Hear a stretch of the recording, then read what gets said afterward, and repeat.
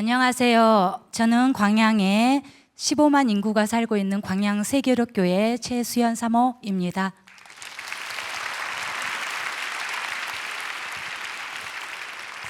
많은 인생을 산 건 아닌데요. 세상에 이런 일도 있네요. 할렐루야. 그동안 수많은 기적의 은혜를 경험했지만 평생에 내가 오륜교회 와서 다니엘 기도회의 간증자로 선다는 것은 생각해 본 일이 없습니다. 그리고 저의 투병을 가족 외에는 모르고 있었더라. 오늘 저의 약함을 드러내 하나님을 자랑함으로 인해 제가 사는 광양 지역이 시끄러울 것 같습니다. 저희 교회는 몇 년 전부터 다니엘 기도회에 꾸준히 참석하며 성도님들과 함께 큰 은혜를 누리고 있습니다. 저 역시 매해마다 부어주시는 은혜가 너무나도 큽니다. 그러나 작년 다니엘 기도회 기간에는 육신의 질병으로 참 힘든 시간을 보내고 있었습니다. 2012년부터 10년 가까이 두드러기에 시달리며 1년이면 몇 번씩 응급실을 오랜 세월 벗삼아 살던 2021년 3월 어느 날 심각한 두드러기로 인해 의식을 잃고 혈압이 급격하게 떨어져 생사의 고비를 넘기는 일을 경험하고 나서야 건강의 적신호를 깨닫게 되었습니다.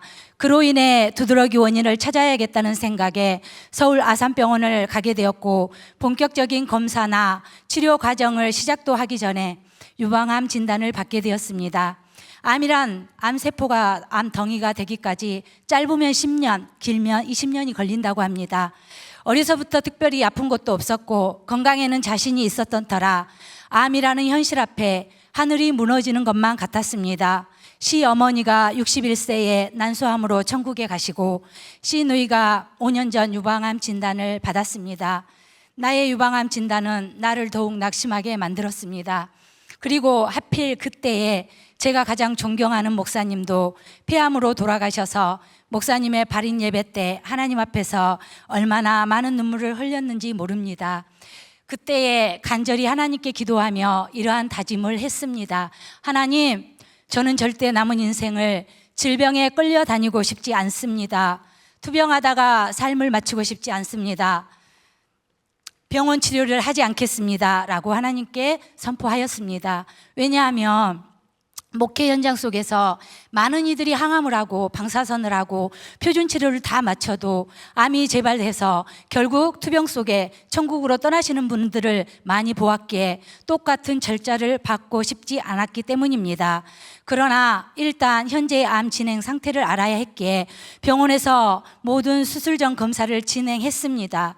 만성 두드러기, 역류성 식도염, 유방암, 만성염증, 성대 결절, 다양한 병명들을 가지고 있습니다. 요동하는 마음을 정리하기 위해 하나님의 말씀을 붙들며 제일 먼저 21일간 온전한 금식을 하였습니다. 수분, 염분, 균형이 깨지지 않도록 금식을 하며 몸과 마음을 재정리하는 시간을 가졌습니다. 과연 나는 어디서부터 잘못된 것일까? 어쩌다 이런 인생에 엄청난 고난을 만나게 된 것일까? 나의 신앙과 삶을 되돌아보게 되었습니다. 그리고 해결 방법을 찾기 시작했습니다.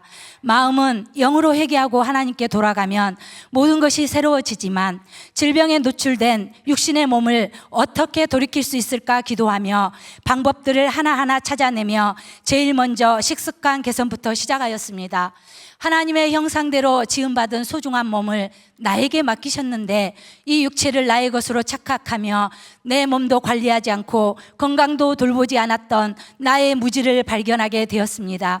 21일 온전하게 금식을 하고 다시 초음파 결과를 했는데 암이 2mm 줄어든 것이었습니다. 그때부터 손바닥만한 작은 믿음의 구름이 제 마음속에 떠오르기 시작했습니다.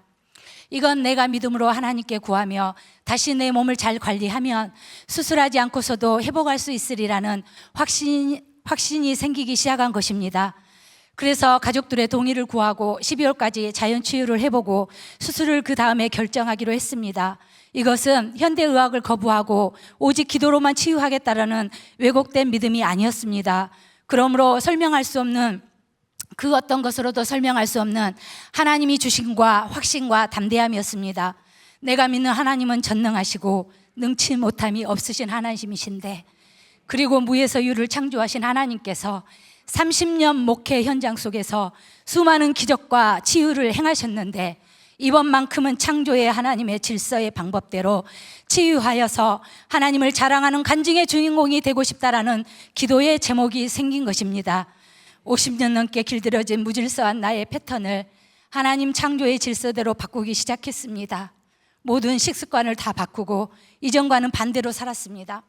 매일 햇볕을 쬐고 매일 걷고 정해진 수면 시간을 지키면서 기도와 말씀으로 내 영혼을 채우고 때로는 금식하며 하나님께 집중하였고 이렇게 6개월을 관리했습니다.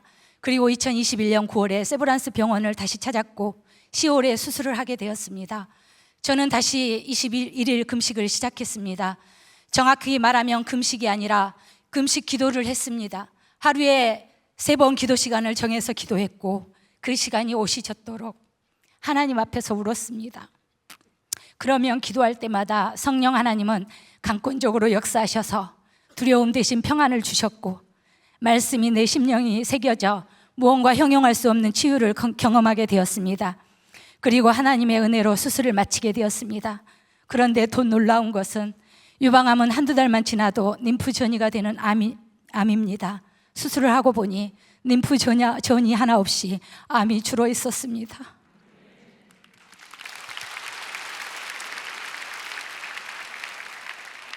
저는 그 소식을 듣고 더욱 확신이 생겼습니다. 하나님께서 나의 모든 육체의 병을 완벽하게 고치실 것이라는 확신과 함께 표적 치료도 항암도 방사선도 하지 않고 또 다시 자연치유에 전념하기 시작했습니다. 그렇게 자연치유를 진행하던 1년 동안 호르몬 변화로 거의 밤잠을 못 잤고 등과 옆구리 통증으로 시달려야만 했습니다. 통증은 심해져 갔고 소화도 시키지 못하는 상황이 되자 더 큰 두려움이 몰려왔습니다. 유방암이 뼈, 간, 폐 전이가 빠른 암이기에 혹시나 뼈 전이인 것은 아닌지 걱정이 되었습니다. 그렇게 인근의 큰 병원에 가 초음파를 하였는데 이게 웬일인가요? 신장 쪽은 괜찮다면서 오른쪽 초음파를 하는데 2cm 크기의 돌이 있다는 것이었습니다. 이렇게 자라려면 10년 정도의 시간이 걸린다는 의사의 말을 듣고 나서 너무나도 기가 막혔습니다. 10년 동안 두드러기가 있었던 원인, 소화가 안 되고 몸 컨디션이 좋지 않았던 모든 원인이 담석이 원인이었던 것을 알게 되었습니다. 또 다시 전신 마취를 하고 담낭 제거 수술까지 하게 되었습니다. 엎친 데 덮친 격으로 2월 마지막 주에는 코로나까지 걸리게 되었고 기저질환으로 접종도 하지 않는 터라 10일 가까이 열이 떨어지지 않고 너무 심한 기침을 한 달간 하게 되었습니다. 이제는 더 이상 버틸 힘이 없었습니다. 그리고 스스로도 이제 나는 여기까지인가 보다라는 생각이 들었습니다. 어떤 결과든 이제는 마음으로 받아들여야겠다는 생각에 병원에 가서 폐검사를 하려 하였지만 전국이 코로나로 심각한 상황이었기에 폐사진 한 장 찍으려면 2달 이상을 기다려야 했습니다. 결국 내가 할 수 있는 것은 아무것도 없음을 깨닫고 모든 것을 하나님께 내맡기고 4월까지 기다리기로 했습니다. 드디어 정기 검진 예약이 되던 4월이 되었고 대학병원에서 유방 촬영, 초음파, 폐 검사 결과 모두 정상이었습니다. 할렐루야, 하나님께서 하셨습니다. 하나님께 영광을 돌립니다. 담낭 수술 제거 후 오랜 회복이 안 되고 회복 중에 있을 때였습니다. 2022년 다니엘 기도회가 시작되었습니다. 그런데 둘째 날부터 배에 힘이 들어가기 시작하더니 옆구리 통증이 사라지는 신비한 치유의 경험을 하게 되었습니다. 지나고 보니 3년 가까이 큰 소리로 찬송도 기도도 할 수 없습니다. 둘째 날에 배에 힘이 들어가면서 처음으로 서서 찬송을 할 수 있었고 10년 넘게 성대 결절로 항상 알토나 저음으로 찬양을 불렀는데 고음까지 소리가 나기 시작했습니다. 그리고 10월에 전체 검진을 했는데 다니엘 기도의 14일째 검진 결과가 나왔습니다. CT 검사, 뼈 스캔, MRI, 혈액 검사, 종양 수치 모두 다 검진을 통과하게 되었습니다. 할렐루야, 하나님께 영광 올려드립니다. 10년간 앓았던 만성 두드러기, 만성염증, 역류성 식도염, 유방암, 성대결절 이 모든 질병을 하나님, 제가 유방암 진단 받기 전에 96kg의 몸을 가지고 있었어요. 그래서 88 반 99 사이즈를 입었는데요. 하나님 저를 이렇게 날씬하게 만들어 주셨습니다. 멋쟁이 하나님께서 35kg를 감량해서 오늘 저 이렇게 기적의 하나님을 여러분들에게 너무 보여드리고 싶었습니다. 이번 다니엘 이제는 육체의 질병뿐만 아니라 다니엘 기도의 매일의 말씀을 통해서 영적 회복과 치유를 경험하고 있습니다. 이번 다니엘 기도일을 통해 영과 육을 치유하신 하나님을 찬양합니다.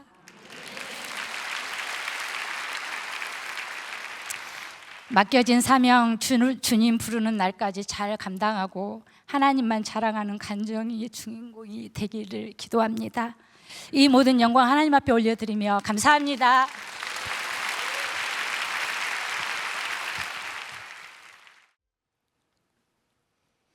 안녕하세요. 우륜교회 염혜정 성도입니다. 2018년 11월 1일 하나님께서 선물을 보내주셨습니다. 매년 11월쯤이면 단풍이 물들며 낙엽이 떨어져 늘 친구들과 쓸쓸하고 허전하다는 말을 나누며 가을을 느끼곤 했었습니다. 그러한 일상들을 바꿔주셨습니다. 다니엘 기도회를 통해 기쁨이 넘치게 해주셨고 갱년기를 잊게 해주셨습니다.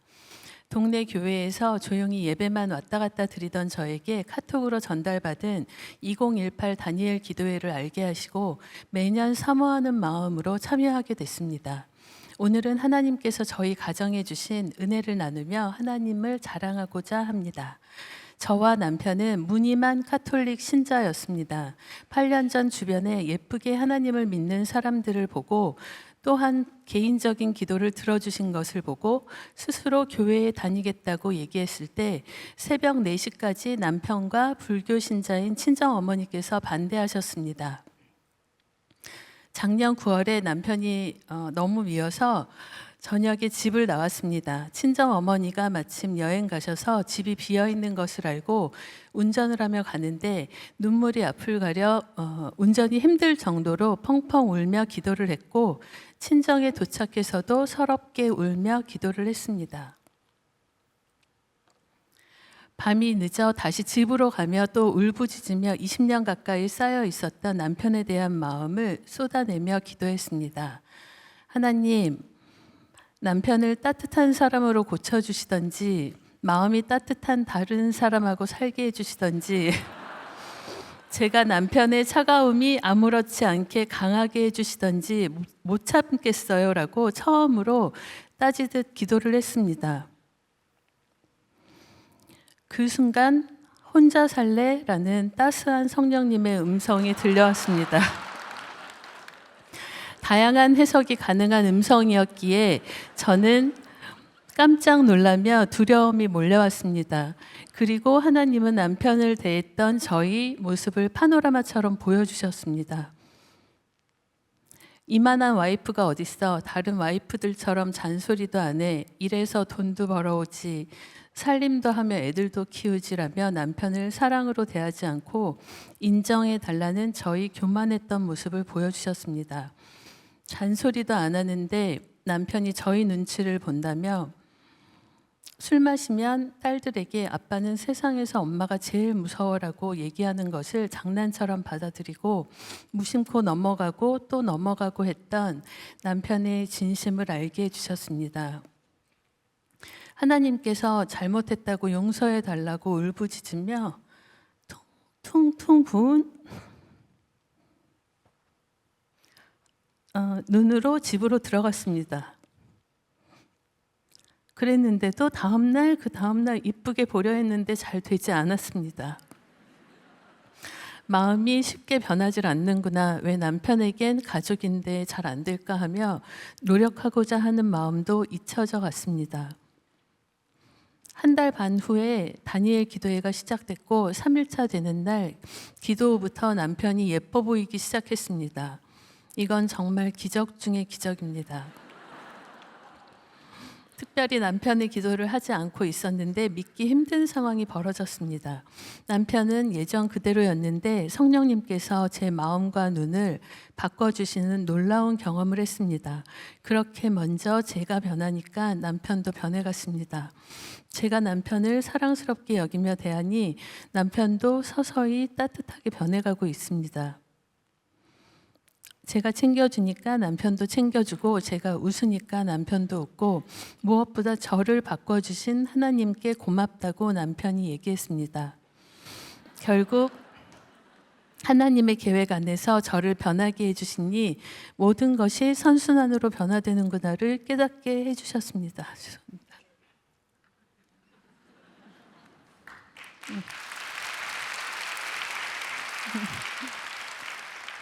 올해 다니엘 기도의 기도 제목 중에서 믿음의 1세대인데 여전히 저만 예배드리고 저만 하나님 사랑하고 있습니다. 죄송합니다.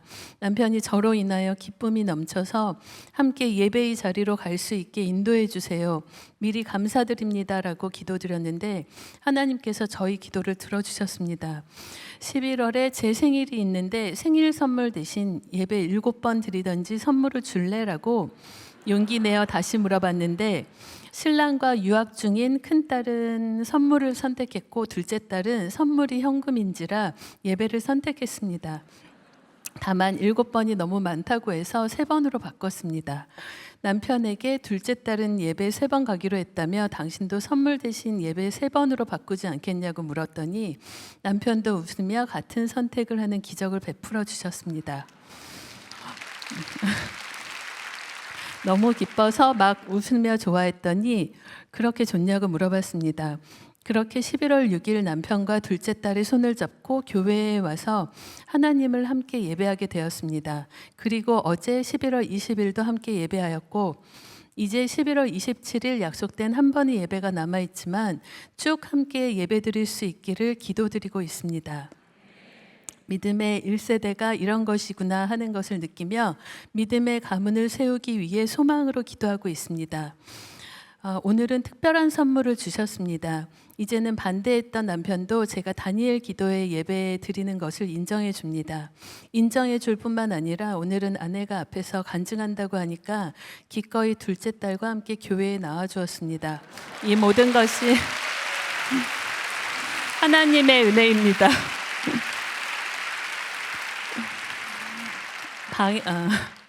또 방에서 찬양을 하고 있는데 둘째 딸이 문을 빼꼼히 열고는 찬양은 같이 해줄 수 있는데 같이 찬양할까라며 서로 율동을 하며 웃으며 기쁨으로 함께 찬양하는 큰 기쁨까지 허락하셨습니다. 2022 다니엘 기도의 기간 중에 관계에 대해서도 알려주셨습니다. 저는 태어났을 때부터 첫 손주라서 친척들과 부모님께 많은 사랑을 받았습니다. 사랑을 받다 보니 다른 이에 대한 극률한 마음이 큰 반면에 누군가 저를 지적하거나 본인 생각만 맞다고 주장하는 사람들이 힘들었습니다.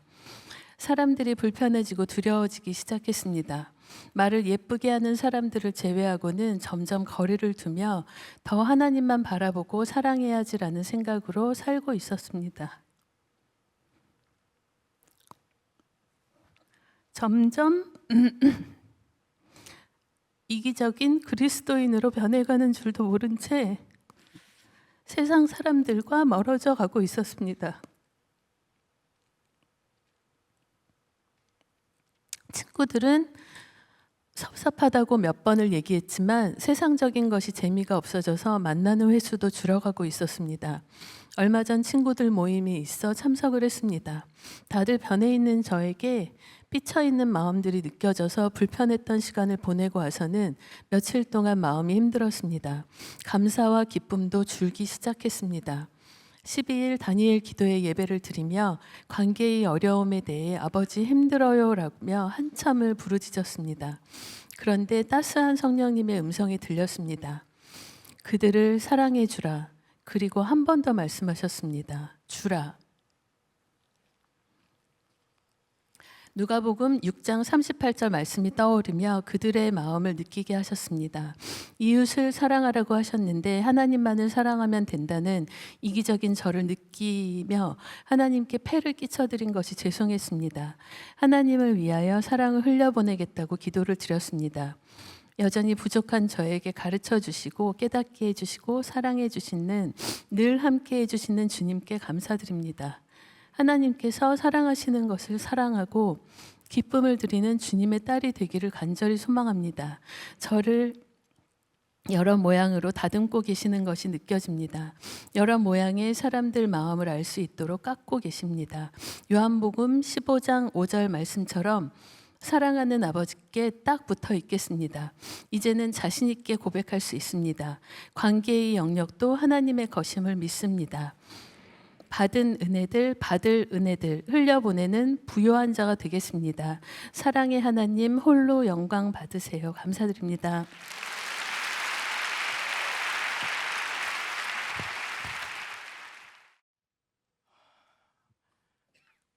십 년 만에 이곳에 섰습니다. 예전에 하이프레즈 찬양단 하다가 원파이브에서 나무 깎던 청년이 목사가 되어 이 자리에 서게 되었습니다. 안녕하십니까. 기도문대로 읽겠습니다. 이제 저는 지금 송파구 마천동에 있는 상길교회에서 예배와 다음 세대 교육을 담당하고 그 아이들을 만나면서 도닥거리고 있는 사역을 하고 있는 그런 강상원 교육 목사입니다. 상길교회 주변에는 중국, 몽골, 베트남과 그리고 캄보디아 그리고 인도네시아 등 타국에서 오신 분들이 많이 거주하고 있습니다. 바로 이분들이 저희 상길교회 교회학교 아이들입니다. 요즘 기사를 통해서 알 수 있겠지만 여러분들 조직교회 중 50% 이상이 교회학교가 없다고 합니다. 우리 상길교회 또한 교회학교가 없었습니다. 7년 전 다니엘 기도회를 하며 하나님께서는 상길교회에 교회학교가 세워지는 비전을 주셨습니다. 그때 상길교회에는 아이가 한 명도 없었습니다. 그렇지만 하나님께서는 이 상길교회에게 다음 세대에 대한 비전을 주셨습니다. 하나님께서 주신 비전은 하나님께서 이루어질 줄 믿습니다. 그러나 시간이 꽤 걸렸습니다. 7년 전 다니엘 기도회 때 다음 세대가 세워지는 것을 위해 뜨겁게 기도했지만 느헤미야의 성벽 건축에도 시간이 걸렸던 것처럼 우리의 기도와 비전에도 시간이 걸렸습니다. 2016년 다니엘 기도회를 끝이 났지만 계속 저희 성도들은 합심하여 기도했습니다. 하나님께서 반드시 산길교회에 한 명의 아이라도 보내줄 거라는 믿음을 주셨기 때문에 저희들은 계속 기도할 수가 있었습니다.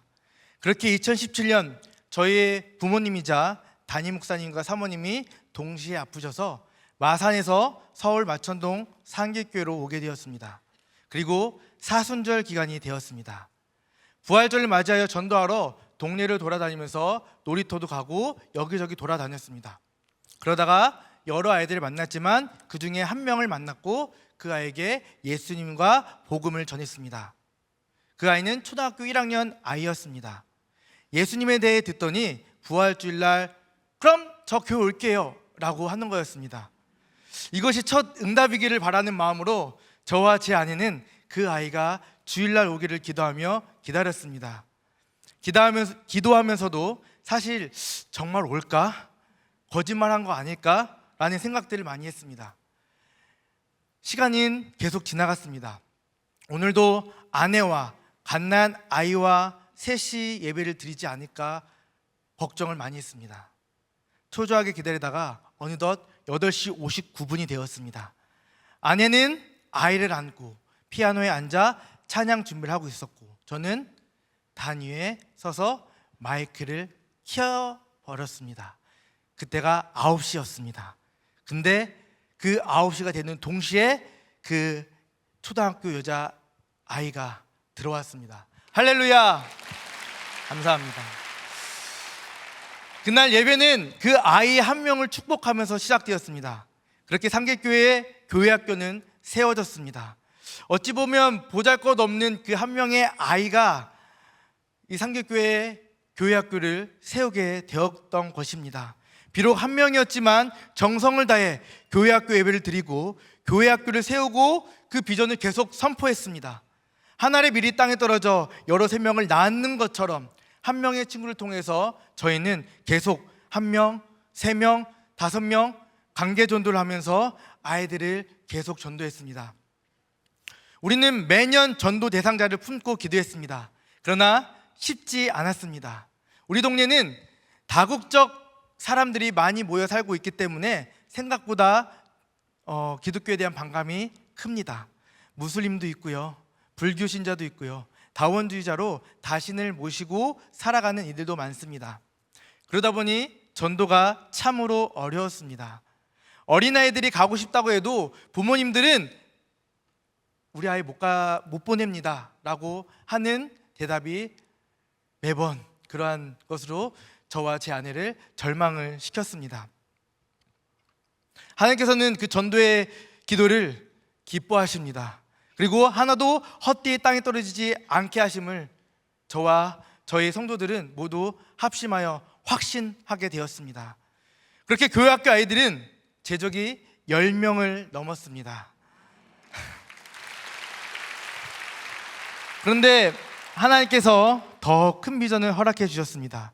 이제 초등부를 넘어 중등부를 세우라는 비전을 주셨습니다. 그런데 그 상황은 코로나 상황이 시작이 되어버렸습니다. 전도도 전혀 할 수 없는 상황이었습니다. 지리적 위치 때문에 정부에 의한 감시가 엄격했습니다. 그런 교회에 대한 비판의 목소리들이 여기저기서 들려오기 시작했습니다. 전도가 과연 될까?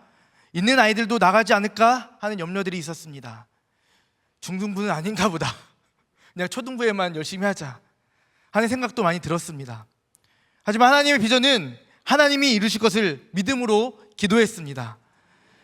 코로나로 인해서 계속된 그런 코로나 상황 속에서 한 명의 중학생도 오지 못했지만 그렇게 1년이 지난 후 초등부에서 졸업자가 나왔습니다.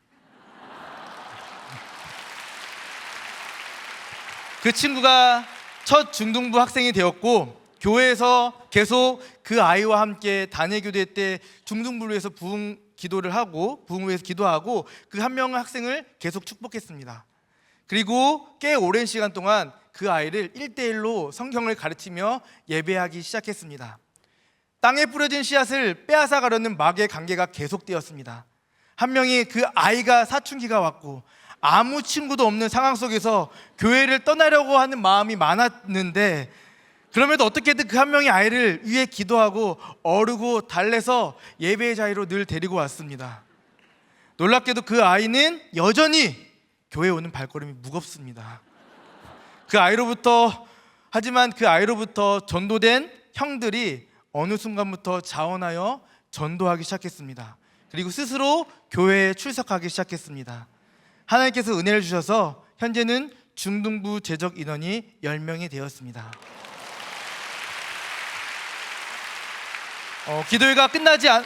기도회가 끝나도 저희는 계속 기도를 시작했기 때문에 이 모든 것이 다 하나님의 은혜라고 생각이 되어집니다. 큰 교회에서는 10명의 재적이 뭐 그리 대수야 라고 할 수도 있겠지만 저희처럼 작은 교회는 교회 학교가 없던 교회에 그 한 명의 아이가 오는 것은 너무나 기적 같은 사건입니다. 병이 낫고 죽는 이가 살아나는 것보다 어쩌면 더 어려운 일일지 모릅니다. 지금 생각해보면 지금의 우리 교회 학교 모든 학생들이 사실 교회로 올 수 없는 아이들입니다. 그 이유는 제일 처음 저희 교회에 등록했던 그 초등학교 1학년 아이가 지금 6학년인데 그 어머니가 무당이십니다. 그리고 또 대다수의 학생의 어머니들이 한국 국적보다는 다 다른 나라 국적이기 때문에 무슬림, 불교 등의 배경의 그 종교를 가지고 있습니다. 그러니 그들이 이 교회에 오는 것은 불가능한 일입니다. 그럼에도 놀랍게도 아이들은 계속 교회에 옵니다. 지금도 아마 21일 마지막 어린 단체의 간증 그것을 참석하고 있을 것입니다. 아이들이 계속해서 나올 수 있었던 동력에는 제가 지금 말씀드린 어린이 단예의 기도회가 큰 몫을 했다고 생각합니다. 저희 교회는 3년째 어린이 단예의 기도회를 드리고 있는데 아이들이 어린이 다니엘 기도회를 통해 소위 말해 은혜의 맛을 본 것 같습니다. 왜냐하면 지금 저희 교회에는 말씀 암송송 아멘 소리가 크게 울려 퍼지고 있기 때문입니다. 이런 복음의 진수에 대해서 아이들의 눈높이에 맞게, 그리고 또 이번 다니엘 기도회는 전문 강사들이 오기 때문에 저희 아이들이 너무나 즐거워했습니다. 마치 같이 참여했던 교사 선생님도 너무 은혜스러웠다라고 저에게 피드백을 해주셨습니다. 그 아이들이 비전의 사람으로 점점점 더 커 나가게 하는데 어린이 다니엘 기도회가 이번에 너무나 큰 일을 해주셨습니다. 너무나 감사합니다.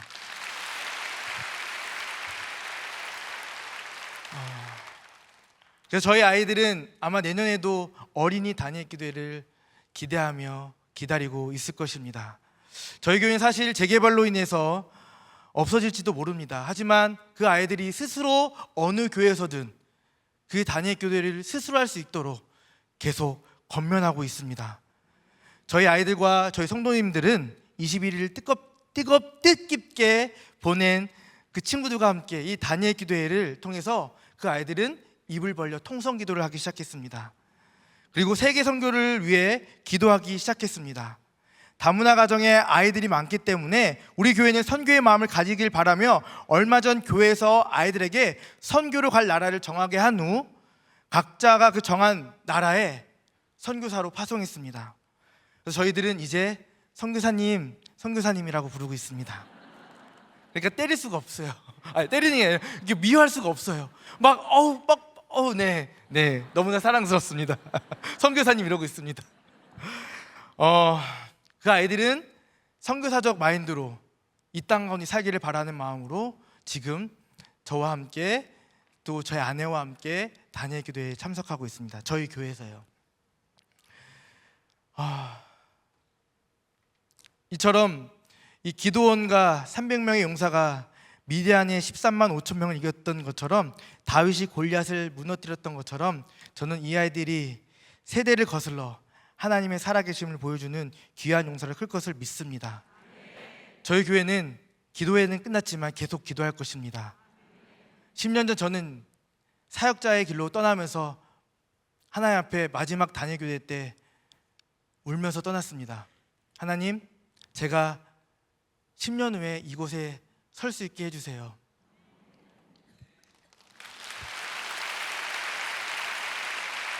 예, 10년 걸렸습니다. 저는 대단한 사람은 아니지만 하나님의 그 대단한 은혜를 여러분들과 나눌 수 있게 되어 너무나 감사합니다. 상기교회 학교와 아이들, 그리고 존귀하신 하나님 손위에 그 모든 교회 학교와 그리고 지금도 애쓰고 있으실 개척교회 모든 목사님들과 그 아이들을 위해서 저는 이 영광 하나님께 올려드리도록 하겠습니다. 감사합니다.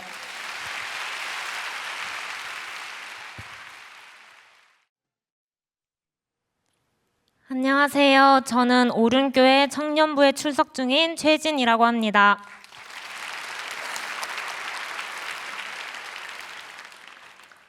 저는 매년 다니엘 기도회를 사모하며 열심히 예배하고 있습니다.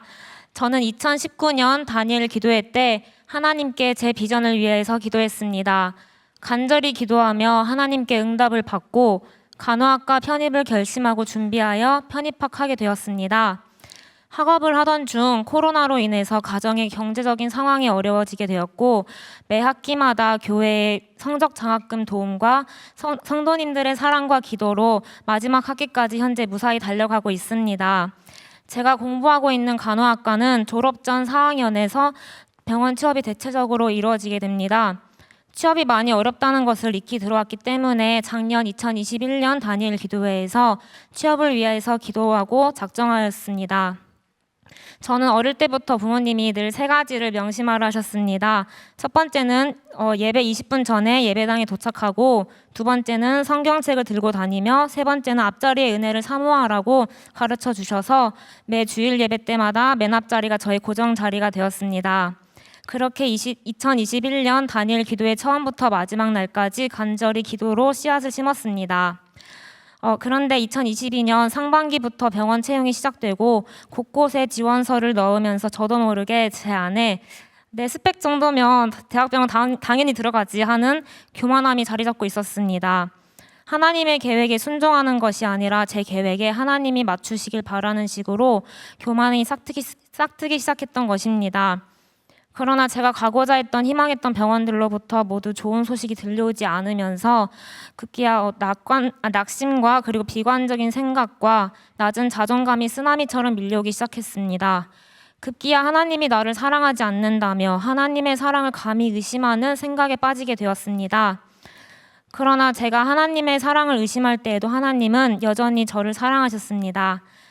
계속 저에게 진이야 내가 너를 사랑한다 하시면서 마음의 문을 두드리고 계셨고, 저는 하나님의 사랑으로 조금씩 다시 기도와 큐티 그리고 예배의 자리를 회복하기 시작했습니다. 그렇게 여름이 지나고 여전히 자기소개서를 쓰면서 10월에도 다니엘 기도회를 위한 준비 기도회가 시작됐습니다. 저는 올해 다니엘 기도회에 응답받고자 하는 개인 기도 제목을 작성하면서 믿음으로 그림을 그렸고, 어디서 일하게 될지 몰라도 어떤 환자의 곁에서 간호하고 있을 저의 모습을 상상하면서 기도했습니다. 그리고 기도하면서 하나님, 제가 잘못했어요. 제가 주님을 너무 오해했고 정말 죄송합니다 하며 회개했습니다. 하나님은 그 회개의 기도를 기쁘게 받아주셨고, 다시금 하나님이 나를 얼마나 많이 사랑하고 계시는지, 나를 향해서 하나님이 계획하신 것이 분명히 있다는 것을 알게 되었습니다. 드디어 다니엘 기도회 준비 기도회 기간에 처음으로 서류 합격을 하게 되었고, 필기 시험까지 합격하면서 최종 면접을 준비하게 되었습니다. 그런데 면접을 준비하던 중 제가 큰 실수를 한 것을 발견하게 되었습니다. 정말 아찔하고 거의 다 왔는데 일을 그르치게 되었다는 생각에 주변에 기도해 주시는 분들에게 솔직하게 말씀드리고 간곡하게 기도했습니다. 그런데 신기하게도 기도를 한 후부터 정말 불안하고 혼란스러웠던 마음이 평안해지면서 나의 이런 약점도 하나님이 하나님 되시려고, 그리고 금이 간 질그릇과 같은 나를 도구로 사용하시고자 하나보다 라는 생각이 들었습니다. 오히려 저도 모르게 면접 준비 기간 내내 하나님의 일하심을 강하게 기대하게 되었습니다. 준비 기도회가 진행되면서 하나님께서는 저에게 각 기도 제목마다 말씀을 주시면서 믿고 의지하고 그리고 계속해서 기도를 시키셨습니다. 하나님, 저는 긴장하며 말을 잘 못하는데 모세와 아론에게 할 말을 주신다고 하셨듯이 저에게도 하나님이 제 입술을 사용해 주세요 하며 출애굽기 4장 15절 말씀인 내가 내 입과 그의 입에 함께 있어서 너희들이 행할 일을 가르치리라 라는 말씀을 붙잡게 하셨습니다. 그리고 이따금씩 틈을 타고 들어오는 부정적인 생각에 마태복음 21장 22절 말씀인 너희가 기도할 때 무엇이든지 믿고 구하는 것은 다 받으리라 하시니라, 이 말씀을 붙잡으면서 기도할 때 절대로 믿음을 놓아버리지 않도록 하나님께서 지켜주셨습니다. 드디어 말씀을 끊임없이 붙잡고 기도하며 다니엘 기도회의 시작과 함께 그 첫날 면접을 보게 되었습니다. 면접을 보는 그 10분에서 15분의 시간을 온전히 성령 하나님이 인도하고 계심을 강하게 느낄 수 있었습니다. 저는 이제 제 손에서 떠났으니 온전히 하나님께서 이제 일하실 것을 소망했습니다. 발표가 나기까지 기도를 소홀히 하지 않기로 하며 2022년 다니엘 기도회에 집중하면서 참석했습니다. 다니엘 기도회 중에 하나님께서 주신 말씀은 창세기 21장 6절 말씀인 사라가 이르되 하나님이 나를 웃게 하시니 듣는 자가 다 나와 함께 웃으리로다입니다. 아브라함이 아들을 약속받을 때 장막 뒤에서 웃고 있던 사라가 하나님이 말씀하신 시기가 되었을 때 이삭을 낳고 비로소 웃으며 하나님이 나를 웃게 하셨다고 고백했던 것처럼 저를 웃게 하실 거라는 확신이 강하게 들었습니다.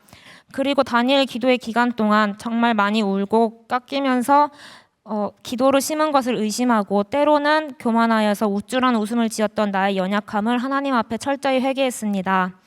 그리고 다니엘 기도의 11차, 드디어 저는 서울의료원에 합격했다는 소식을 듣게 되었습니다.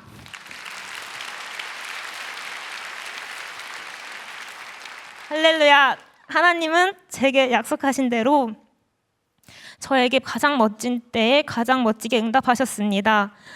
저는 합격의 기쁨보다 하나님께서 저를 정말 많이 사랑하고 계시고 날마다 동행하고 계셨다는 것에 더 큰 기쁨을 누리게 되었습니다.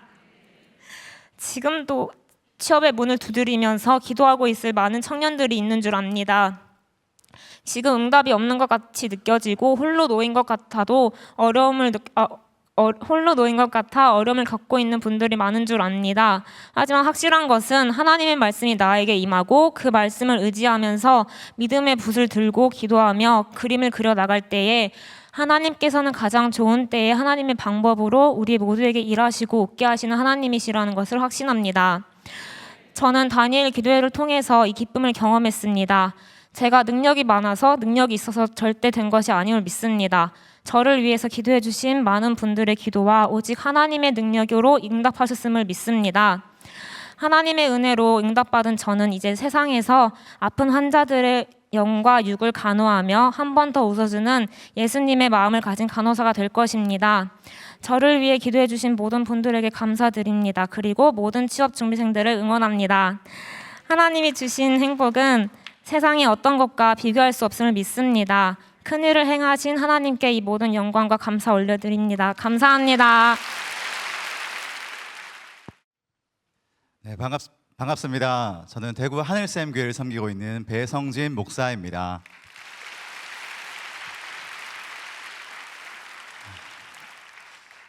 지난 20일간 다니엘 기도회를 통하여서 참 많은 은혜를 받았습니다. 특별히 이번 다니엘 기도회를 통하여서 세대를 초월하여 온 가족이 함께 예배하는 것이 얼마나 중요한지를 깨닫게 되어서 이 시간 함께 예배함의 은혜라는 제목으로 은혜를 나누고자 합니다. 저는 개인적으로 예배의 감격을 많이 누렸고 사역하면서도 특별히 예배를 많이 강조했습니다. 당연히 저희 자녀들에게도 예배가 너무 중요하다고 가르쳐 왔습니다. 감사하게도 9살, 8살인 연년생인 딸과 아들은 교회를 좋아하고 나름 예배를 소중히 하는 아이들로 자랐습니다.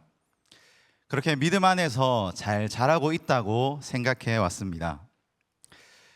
그런데 이번 다니엘 기도회를 통해서 온 가족이 함께 한 마음으로 예배를 드릴 때 부어주시는 하나님의 은혜를 새롭게 발견하게 되면서 아주 중요한 것을 놓치고 있었다는 것을 깨닫게 되었습니다. 목회자이다 보니 저는 설교나 예배인도, 찬양인도를 하는 자리에 있을 때가 많이 있습니다.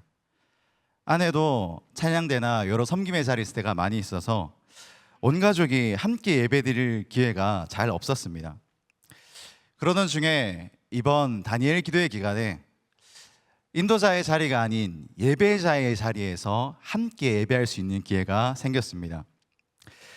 다니엘 기도회 첫날부터 많은 은혜를 받았고 6일이었는데 그날은 말씀을 받고 정말 눈물을 흘리면서 뜨겁게 기도하고 있었습니다. 그렇게 기도하다가 한참을 기도하다가 눈을 떠보니까 제 딸이 제 무릎에 앉아서 저를 아주 걱정스러운 눈으로 쳐다보고 있는 거예요. 그러면서 아빠 괜찮아? 울지 마 이러면서 저를 끌어안고 이제 제가 기도한 내내 예배 마칠 때까지 토닥토닥 위로를 해주었습니다. 그러고 집에 와서 엄마에게 아빠가 왜 그렇게 울었느냐, 나는 아빠가 그렇게 우는 거를 처음 봤다라는 이야기를 했다고 합니다. 또 어떤 날은 다니엘 기도회 가운데 한참을 찬양하는데 아들이 제 옆에서 손을 들고 함께 찬양하고 있는 모습을 보게 되었습니다. 한 성도님께서 옆에서 보니까 아빠가 손을 들면 같이 손을 들고 찬양하고, 근데 자기가 팔이 아픈지 손을 내렸다가도 보고 아빠가 계속 들고 있으면 다시 들고 찬양하는 모습이 너무 예뻐서 이 사진을 찍었다라고 전해주셨습니다. 또 함께 예배드리다 보면 아이들에게 많은 귓속말을 듣게 됩니다. 설교를 듣다가 어려운 단어를 듣게 되면, 또 자기가 공감되는 부분을 만나면 막 귓속말로 이야기를 합니다. 그렇게 많은 은혜를 두 아이와 함께 나누면서 예배를 드렸습니다. 그리고 한날 제 아들이 본당에 걸려있던 다니엘 기도회 현수막에 21일에 비어있는 그 이미지를 보면서 저에게 이렇게 물었습니다. 아빠, 21일 저기는 왜 비어있어? 전날은 누가 하는 거야?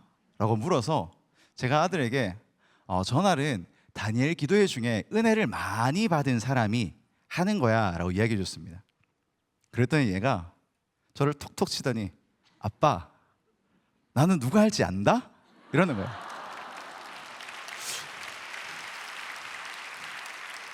그러면서 아빠야 이러면서 왜 하니까 아빠 은혜 많이 받잖아 이러는 거예요. 그래서 참 웃었습니다 그날은. 그런데 그날부터, 그때가 아주 초반이었는데 한 3일차 4일차 이때였는데, 그때부터 거의 매일 같이 예배를 드리기만 하면 저한테 난 안다? 이러는 거예요. 근데 이 사람이 같은 이야기를 한 5번 정도 들으면 조금 생각을 해보게 됩니다. 제가 이 아이에게 왜 이것이 특별하지? 적어도 나는 이 아이가 태어나서부터는 지금까지 늘 이런 예배를 드렸는데 이 아이는 왜 이게 특별할까? 그 순간 저는 놓치고 있었던 아주 중요한 사실을 깨달았습니다. 그것은 지금까지 그렇게 예배를 소중히 여기고 중요하게 여기고 또 예배를 가르치고 예배를 보여주었지만 나는 이 아이들과 함께 예배한 적이 없었다라는 사실이었습니다. 아이들은 곁에서 함께 찬양하는 아빠가 처음이었구나. 자기 눈앞에서 눈물을 흘리며 결단하는 아빠는 처음이었구나. 아이들에게는 함께 예배하는 아빠가 처음이었습니다. 그러면서 참 당연한, 그러나 놓치고 있었던 너무 중요한 사실을 깨달았습니다. 함께 예배하는 것이 너무나 큰 은혜다라는 것. 예배는 가르쳐주고 보여주는 것이 아니라 함께 드려야 한다라는 것이었습니다. 저는 참 많은 목회자의 가정과 또 교회를 섬기는 성도의 가정에서 비슷한 일이 일어나고 있지 않나 생각합니다. 우리 믿음의 선배님들은 어머니 등에 업혀서 그 무릎을 베고 누워서 함께 예배하고 기도하며 그렇게 여러 모양으로 부모님과 함께 신앙생활하면서 신앙이 오늘까지 흘러왔는데, 오늘날 우리들은 여러 가지 이유와 환경으로 가장 중요하고 가장 소중한 예배 시간에 온전히 가족과 함께 예배드리지 못하고 있지는 않은가? 자녀들과 함께 예배해야만 전해질 수 있는 신앙의 유산이 있는데 우리는 여러 이유로 그렇게 하지 못할 때가 많은 것 같습니다. 그래서 이 다니엘 기도회가 참 소중합니다. 인도자였던 사람이 예배자로, 또 봉사자였던 사람이 예배자로, 부모와 자녀가 함께 온전히 예배할 수 있는 이 다니엘 기도회가 그동안 함께 예배드리지 못한 갈급함을 채워줄 수 있는 놀라운 은혜의 자리라는 것을 이번에 깨닫게 되었습니다. 저는 이번 다니엘 기도를 통해 3가지 함께 예배함의 은혜를 경험했습니다. 먼저는 자녀들과 함께 예배드리며 가정이 하나 되는 은혜를 경험했고, 둘째는 사랑하는 우리 하늘샘 성도들과 함께 예배드리며 교회가 하나 되고 행복해지는 은혜를 경험했습니다. 마지막으로 한국교회가 함께 예배드리며 서로 중보하는 가운데 연합되는 귀한 은혜를 경험했습니다. 개교회주의가 만연해져 있는 이 시대 속에서 한국교회가 서로를 위해 또 세계 열방을 위해 함께 예배하고 기도할 수 있다는 것은 너무나 귀한 일입니다. 함께 연합함의 이 모습을 하나님께서 누구보다 기뻐하시는 줄로 믿습니다. 이 함께 예배함의 은혜를 모두가 다 함께 누릴 수 있으시기를 축복합니다. 다니엘 기도회를 혼자 드리시는 것도 좋지만 하실 수 있다면 온 가족이 나와서 함께 모여 드릴 때 더 큰 은혜가 있을 것입니다. 특별히 함께 예배하지 못하는 상황 가운데 계시는 성도님들과 사랑하는 가족들의 영혼 구원을 꿈꾸며 함께 예배하기를 꿈꾸는 그 가정에 하나님께서 이 다니엘 기도회를 통하여서 함께 예배할 수 있도록 회복시키시고 은혜 주실 줄로 믿습니다. 다니엘 기도회는 이제 시작이다라는 김원호 목사의 말씀처럼 저는 함께 예배하는 가운데 경험한 이 은혜를 앞으로 계속 이어나가서 누리고자 합니다. 그리고 이 은혜를 이웃과 성도와 열방과 나누고자 합니다. 주님 다 주실 때까지 우리 모두가 함께 예배하고 함께 기도하고 함께 사랑함으로 하나님 허락하신 그 하나님 나라에서 날마다 행복을 노래하는 우리들이 다 될 수 있기를 기도합니다. 모든 영광을 세상 끝날까지 우리와 함께 하시는 하나님께 올려드립니다. 감사합니다.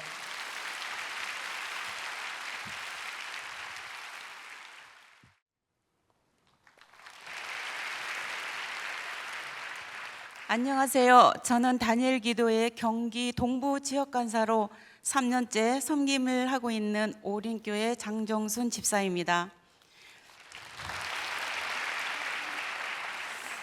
저는 다니엘 기도를 통해 받은 은혜들을 함께 나누고자 합니다. 저는 부족하지만 하나님의 선한 청지기로 쓰임 받기를 원하는 마음으로 여러 봉사와 섬김을 감당해 왔습니다. 그리고 감사하게도 하나님은 삶의 순간마다 저의 작은 섬김과 순종을 기억하신다는 사실을 보여주셨습니다. 먼저 하나님은 제 남편을 지켜주셨습니다. 친정 모임차 여수를 방문한 일이 있었습니다. 여수의 숙소에 도착하여 짐을 내리고 옮기던 중 갑자기 남편의 비명소리가 들렸습니다.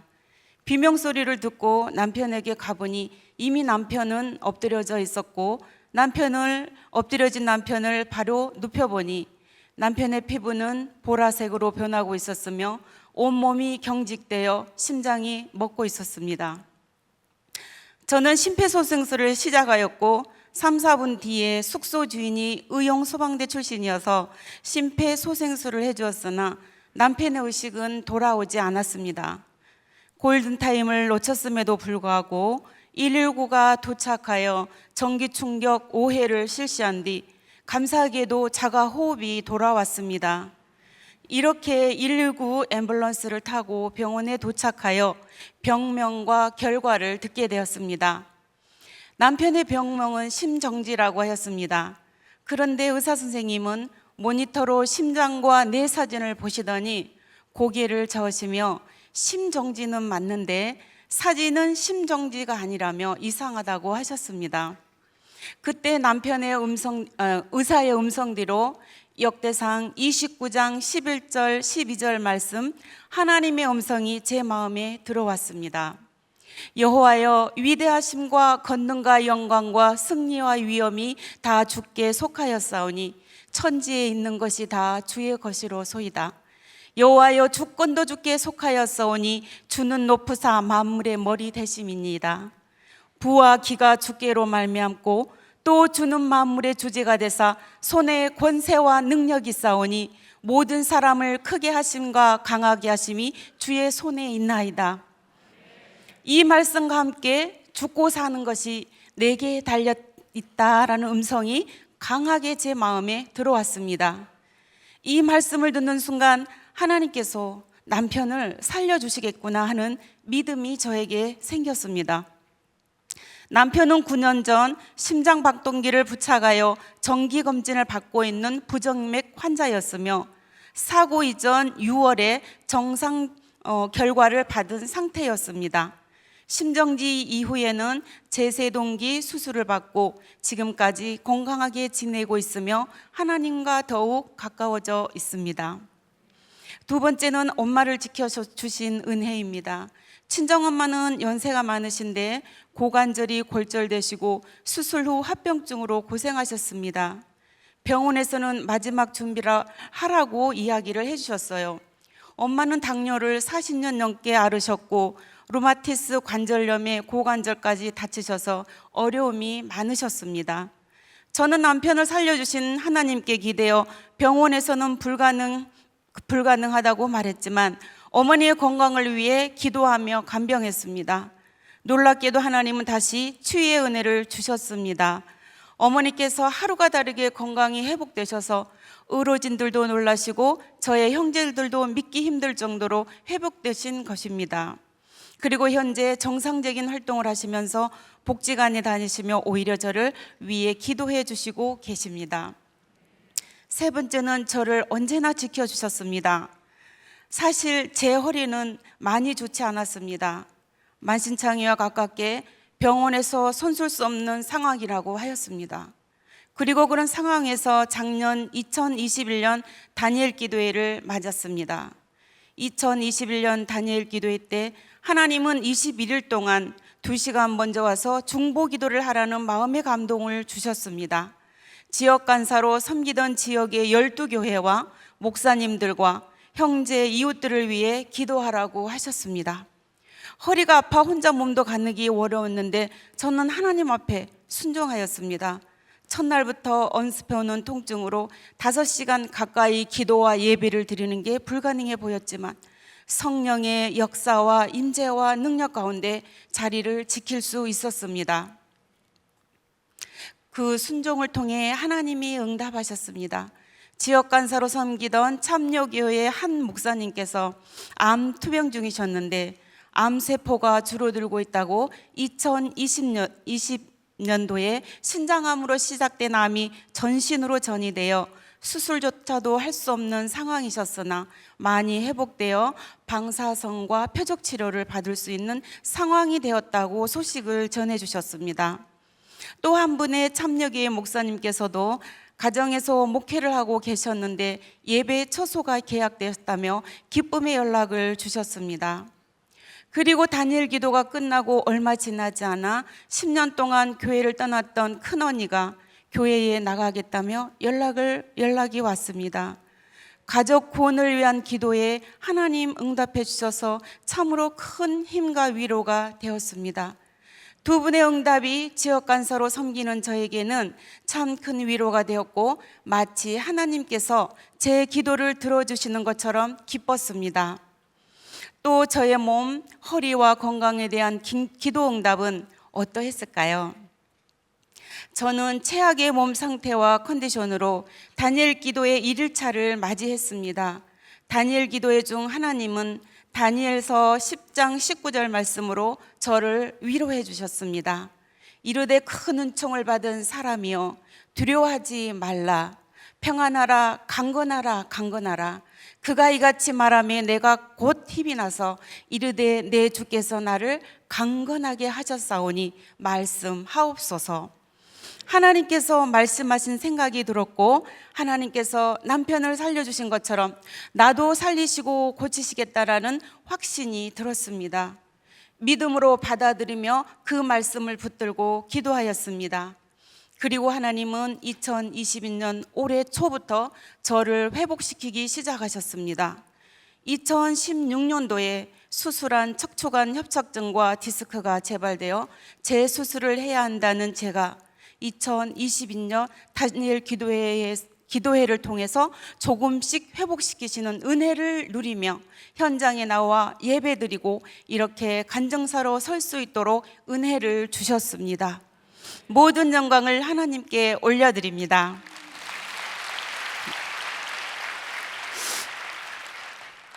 제 인생의 기도 응답을 돌아보면 하나님은 왜 이런 은혜를 주셨는가 생각해 보게 되었습니다.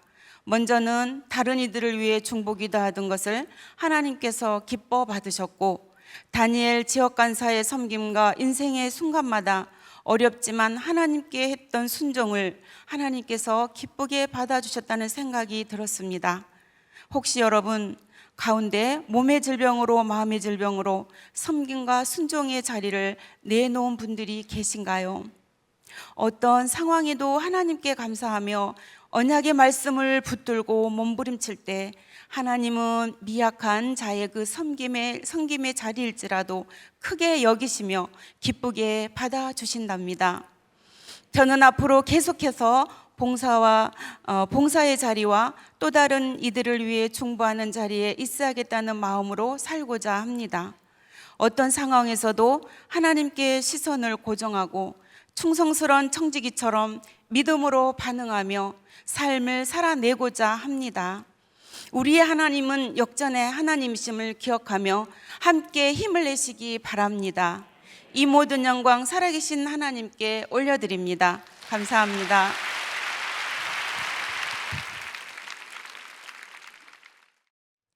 안녕하세요. 저는 대전 주의교회를 섬기고 있는 한서구 전도사의 아내 소유진 사모입니다. 제가 섬기는 주우리 교회는 다니엘 기도회에 참여하여 많은 은혜를 받고 있습니다. 저도 다니엘 기도회를 통해 영적 회복과 큰 은혜를 경험했습니다.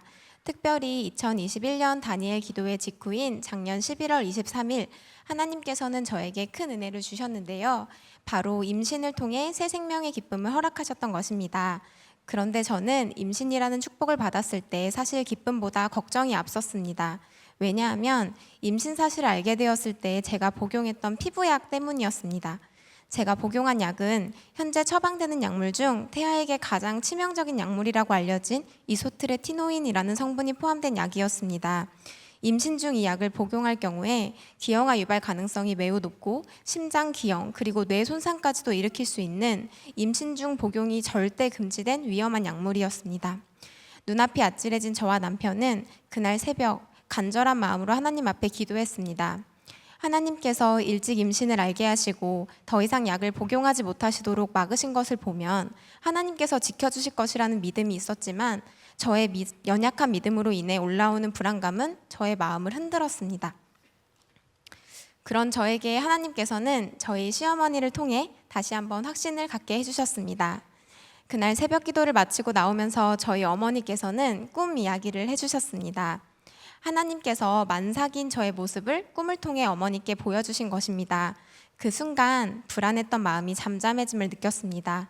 그리고 하나님께서 이 아이를 지켜주실 것이라는 믿음이 강해졌습니다.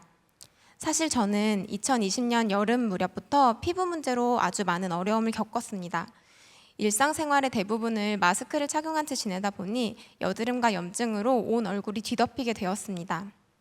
누군가는 고작 여드름이 뭐 그리 큰 문제냐 하실 수 있겠지만 얼굴 한쪽을 다 뒤덮은 여드름은 마스크에 다 마찰이 생길 때마다 터지고 곰기를 반복하며 화끈거리는 통증으로 저를 너무 힘들게 했습니다. 특히나 2021년 11월에는 그 상태가 더욱 심해져서 피부과 시술로는 진정이 되지 않는 상태에 이르렀고 결국 저는 피부과 약을 통해 의사 선생님과 피부과 약을 복용하기로 결정하게 된 것입니다. 그렇게 한 달치 피부약을 처방받고 11월 5일 금요일부터 저는 이틀간 약을 복용했습니다. 그러던 11월 7일 지선 전도사님의 간증을 듣는 중에 이스라엘 백성은 질병이 지나간 뒤에 예배를 드리는 것이 아니라 질병과 함께 하시는 하나님을 기억하며 예배를 드렸다는 말씀을 듣게 되었습니다. 간증의 말씀을 듣는 순간 저는 시편 41편 다윗의 병상 기도가 떠올랐습니다. 질병으로 인한 고통 가운데 있었지만 질병이 서둘러 지나가기만을 바라지 않고 하나님 앞에 지었던 자신의 죄를 회개하며 주님 앞에 나아갔던 다윗을 떠올리며 하나님 앞에 고통을 토로하지 않은 채 제 생각과 제 욕심으로 질병을 치유하려 했던 모습이 보였습니다. 저는 하나님 앞에 저의 죄악들을 고백하며 회개하기 시작했습니다. 하나님 앞에 시들고 메말랐던 저의 믿음을 회개하기 전에 제가 가진 고통이 치유되기만을 바랬던 저의 모습이 너무도 부끄럽고 죄스러워서 하나님께 눈물로 회개할 수밖에 없었습니다. 기도하는 중에 하나님께서는 너의 피부는 내가 내 방법으로 낫게 해줄 거야 라는 강한 마음을 주셨고 그날부터 피부약을 복용하지 않아야겠다는 결단을 하게 하셨습니다. 그 당시에는 약을 복용하지 않는 결정으로 인해 당장 깨끗해지지 않는 얼굴을 보며 낙담이 되었습니다. 그러나 지금 돌이켜보면 하나님은 다니엘 기도회를 통해 제 태중에 있는 아이를 지키시기 위해 약을 복용하지 않을 수 있도록 은혜를 베풀어 주신 것이었습니다. 그렇게 은혜 가운데 주신 아이를 출산하는 데에도 믿음이 필요했습니다. 아이의 존재를 확인하기 위해 처음 방문했던 산부인과에서는 약을 복용한 기간이 짧다 할지라도 해당 약물이 너무 위험하기 때문에 소량의 복용만으로도 기형아가 될 가능성이 너무 높다고 하시면서 아이를 지우면 어떻겠냐라고 권유하셨습니다. 의사 선생님의 의견에 저희 부부는 충격을 받았지만 하나님께서 저희에게 계속해서 보여주신 증거들이 있었기에 저희는 아이를 포기할 수가 없었습니다. 저희 부부에게는 이 아이가 하나님께서 보내주신 선물이 틀림없다라는 확신이 있었습니다. 설령 아기에게 장애나 기형, 건강상의 문제가 있다 하더라도 하나님께서 보내주셨기에 기꺼이 감사함으로 우리 아이를 키우겠다고 저희 부부는 결단했습니다. 출산을 결심하며 돌아보니 임신 과정 중에 역사하신 하나님이 더욱더 크게 보이기 시작했습니다. 아이의 존재를 모르던 임신 초기에 직장과 대학원을 병행하며 늘 잠이 모자랐던 날들, 그리고 PT를 받으며 무거운 운동기구를 들고 무리해서 운동했던 시간들, 수능 감독을 하며 6, 7시간을 꼬박 서 있어야 했던 순간들, 그 모든 순간들에도 조심성 없는 엄마를 대신해 하나님께서는 저와 저희 아이를 보호해주고 계셨음을 저의 입으로 고백하지 않을 수 없었습니다. 부족한 엄마를 대신해서 하나님께서 지키시고 하나님께서 보호하여 주신 저희의 사랑스러운 아들 하진이는 임신 기간 중 이루어진 검사에서 단 한 번의 이상 소견도 없이 하나님의 보호 아래 올해 2022년 여름 아주 건강하게 태어났습니다.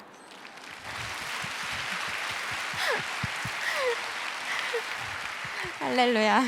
4개월이 다 되어가는 지금까지 약을 한 번도 먹어본 적이 없는 아주 건강한 아들로 자라나고 있습니다.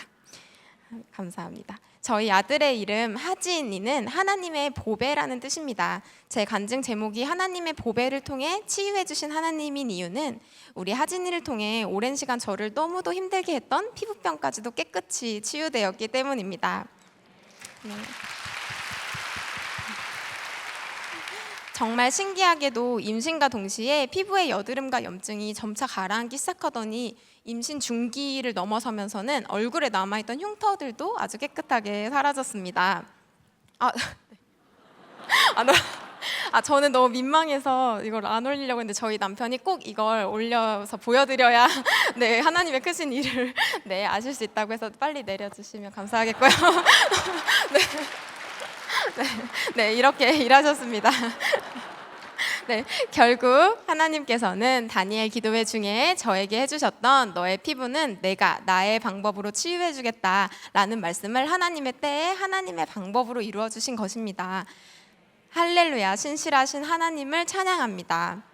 하나님은 다니엘 기도회 가운데 예배의 자리로 나아갔던 저에게 임신을 통해 귀한 생명을 주셨을 뿐 아니라 약을 복용하지 않고 시술도 멈추어서 지냈음에도 피부까지도 깨끗하게 치유해 주셨습니다. 정말 하나님이 하셨습니다라는 고백을 하지 않을 수가 없습니다. 저는 매일 저희 아들을 볼 때마다 작년 다니엘 기도회를 통해 저의 삶과 또 저희 가정에 역사하셨던 하나님을 기억합니다.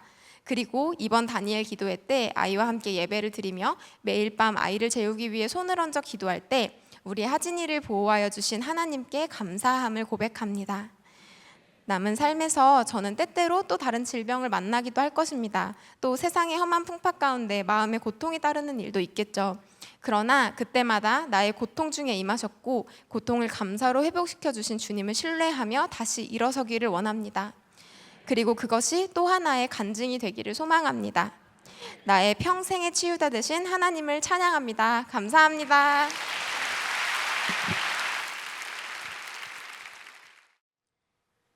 안녕하세요. 오른교회 강한나 성도입니다.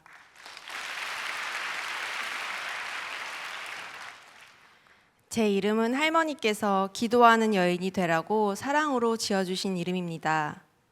10대 때에는 부모님을 따라 교회를 갔었고 당시 고민이 있을 때마다 방 안에서 방석을 깔아놓고 기도를 드렸던 기억이 납니다. 학창 시절에 저는 의사가 되고 싶었고 의대에 가게 해달라고 기도를 했던 기억도 납니다. 주님의 은혜로 저는 20살에 목표하던 의과대학을 가게 되었으나 주님께서 저에게 주신 선물을 마치 모두 저의 능력인 것으로 착각하며 감사함을 모르고 교만하게 살았습니다. 대학생 이후 저는 여러 가지 핑계를 대며 교회를 멀리하게 되었고 마치 제 인생에 종교는 없는 것처럼 지내었습니다.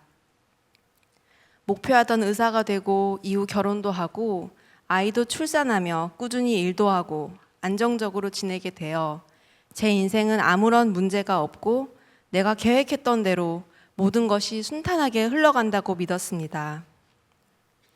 그러던 중 2022년 8월 20일 제가 37세가 되던 해에 갑자기 저에게 큰 시련이 다가왔습니다. 6살 된 딸과 남편과 행복하게 지내던 중 갑자기 제 몸 안에 20cm의 지방 6종이 있다라는 암 진단을 받게 되었습니다. 순간 모든 것이 무너져 내렸고 죽음이라는 공포가 제 바로 앞에 와 있는 기분이었습니다. 저는 당일에 바로 일하던 병원을 사직을 하였고 아무것도 할 수가 없었습니다. 6살밖에 되지 않는 딸을 생각하면 하염없이 눈물이 났고, 과연 치료를 하면 나을 수 있을까? 치료를 하면서 나와 가족들 고생만 시키고 결국 죽는 것은 아닌가라는 부정적인 생각으로 괴로웠습니다. 그때 갑자기 제 머릿속에 하나님이 떠올랐습니다. 당장 교회를 가야겠다는 생각밖에 들지 않았습니다. 때마침 우연히 딸 아이의 학부형으로 알게 된 오륜교회의 집사님이 떠올랐습니다. 사실 저희 집은 오륜교회가 있는 성내동에서 꽤 멉니다. 그렇지만 당시에 저는 거리는 전혀 중요하지 않았으며 평일 예배가 매일 있는 이곳으로 당장 예배를 드리러 가야겠다는 생각뿐이었습니다. 그렇게 십수년 만에 저는 다시 교회를 찾게 되었습니다. 주일까지 기다릴 수 없어서 평일 예배를 드리러 교회까지 오는 내내 택시 안에서 하염없이 눈물이 흘렀고 하나님께서 저를 기다리시는 느낌이 들었습니다. 이렇게 주님께서는 오랫동안 나를 기다리셨구나. 방황하고 죄를 짓고 다니는 나 같은 미천한 존재를 혼내지도 않으시고 이렇게 두 손 두 팔 벌려 나를 사랑으로 기다리고 환영해 주시는구나. 그런 생각에 눈물 콧물로 얼굴이 범벅이 되었고 회개의 마음으로 교회에 울면서 들어왔습니다. 회개하는 마음으로 기도를 드렸고 당일 목사님의 말씀은 저의 가슴으로 와닿았으며 저는 정말 이루 말할 수 없는 평온을 찾을 수 있었습니다. 치료가 시작된 것도 아니고 아무런 희망적인 소식이 있던 것도 아닌 상황에서 저는 정말 하나님만이 줄 수 있는 평강 안에서 신기할 만큼 행복했고 안정감을 누릴 수 있었습니다. 또한 주님께서는 제가 혼자 아파하고 힘들어하도록 내버려 두지 않으셨습니다. 제가 의사임에도 지방 6종이라는 진단은 꽤나 낯설었을 만큼 이 병은 희귀한 병이라 막막한 상황이었습니다.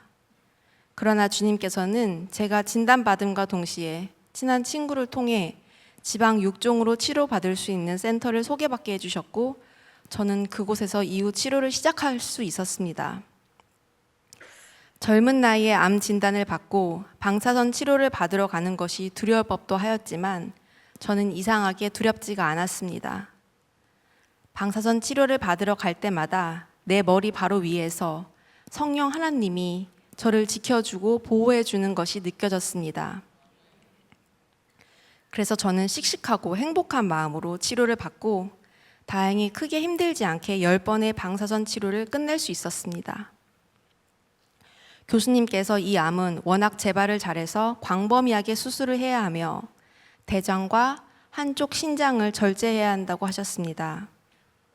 수술일까지 집에서 기다리면서도 저는 평일 예배와 주일 예배를 드리며 긍정적인 마음으로 주님께서 나를 지켜주신다는 강한 확신 속에서 잘 버틸 수 있었습니다. 이후 저는 수술을 위해 입원했습니다. 10월 1일부터 시작하는 다니엘 기도회 준비 기도회 중에 수술을 하게 되었는데 수술 하루 전날 병실에서 청천벽력 같은 소식을 듣게 됩니다.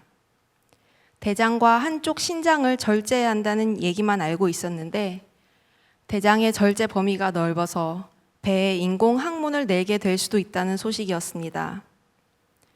그때 저는 또 한 번 크게 무너졌고 아무 말도 할 수가 없었습니다.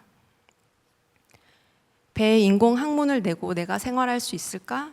사람을 만날 수는 있을까? 견디기 힘든 괴로움이었고 진단받고 몇 달 동안 주님께서 나를 항상 지켜주시고 함께 해주셨는데 그 순간 주님이 사라진 것처럼 느껴졌습니다. 남편도 저에게 아무 말도 하지 못하였고 저 또한 마찬가지였습니다. 그때 주일 예배에서 김은호 목사님께서 하셨던 말씀인 건지셨고 건지시며 건지실 것이라가 제 머릿속에 떠올랐습니다. 지금까지 하나님께서 나를 건지셨음은 확신할 수 있었습니다. 왜냐하면 건지심이 없으셨다면 어떻게 제가 그 기간 동안 행복했을 수 있을까요? 치료가 시작된 것도 아닌 상황에서 저는 주님 안에서 매우 행복했고 안정된 시간을 보내었거든요. 그래서 건지셨음이 있었으니 지금도 보이지 않지만 주님께서 나를 건지시고 있고 또 건져주시겠다는 확신이 들면서 평안함이 찾아왔습니다. 그래서 말도 안 되게 수술 전날 저는 병실에서 밤 10시도 되기 전에 편안하게 잠이 들었고 평안함 속에서 수술을 받을 수 있었습니다. 수술이 끝나고 기적적인 소식을 듣게 됐습니다. 예정되었던 대장 절제도 하지 않았고 인공 항문도 하지 않았으며 한쪽 신장과 종양만 절제하였다는 소식이었습니다.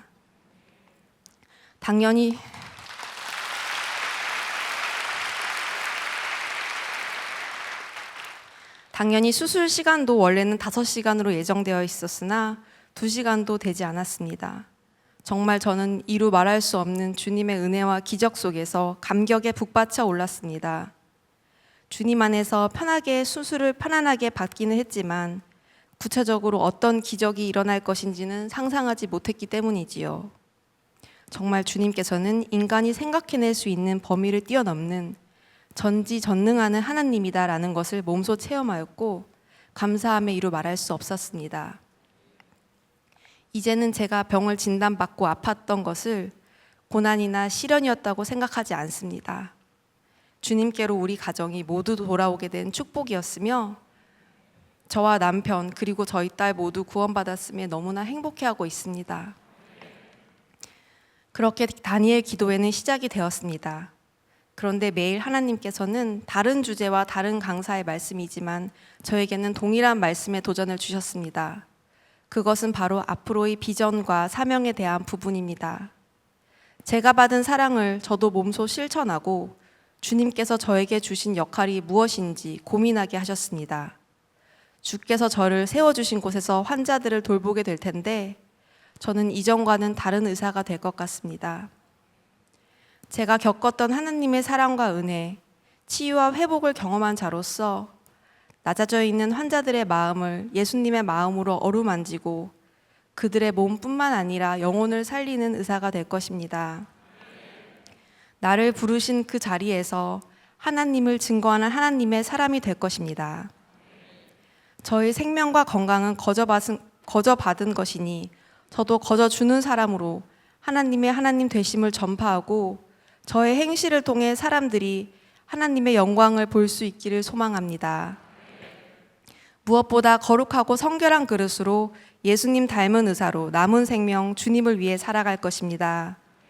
이 모든 영광을 오직 하나님께 올려드립니다. 감사합니다.